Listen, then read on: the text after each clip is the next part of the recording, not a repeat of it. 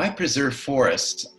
For me, one of the main reasons to preserve forests is their role in the climate as we know it. They're huge stocks of carbon. Wood is half carbon, and that carbon is in trees and not in the atmosphere. And that means that they're a big part of the solution to climate change. But they also release a lot of water into the atmosphere. And in that water evaporation, they're cooling the air. You take away forests and it gets hotter. They're the storehouse and a reservoir of a huge number of plant and animal species. And very few of those have really been studied to know what utility they might have for people.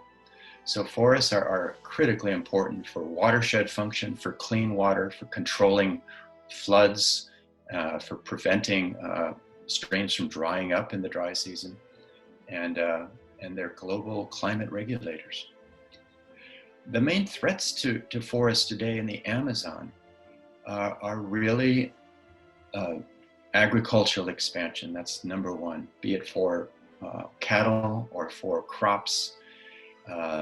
Actually, the area that's suitable for industrial type production of palm oil or soy is fairly limited, but cattle goes everywhere. And sometimes it's used to grab the land, to demonstrate that you're using the land productively, and that therefore it can maybe get a land title for it and then sell it later at a profit. Or it's used to actually produce cattle for beef or for dairy. It's a very low production type of land use, maybe 50 to 100 kilos of beef per hectare, replacing a 300-ton forest, maybe not a really good use of the land. The large-scale production that we see in Brazil, you don't find really in Peru and Colombia. There it's much smaller scale production.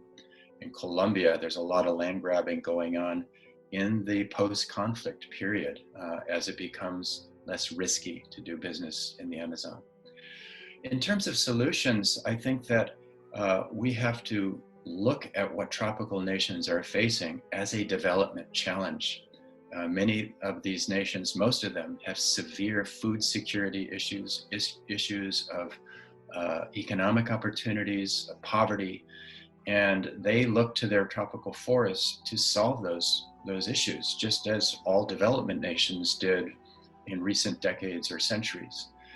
So I think the way forward is really to partner to get the amount of funding that is needed to the ground that rewards the governments, the communities, the farmers, the businesses that are making the transition to forest-friendly development. That can come through the forest carbon market. It could come from donor nations.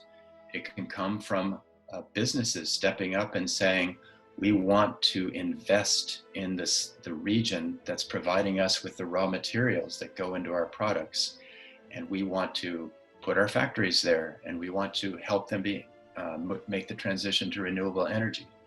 So I think lots of these things are already happening, but they're not happening in an orchestrated way, in a collaborative way that is focused on forest-friendly development at scale. And that's what we need to win this.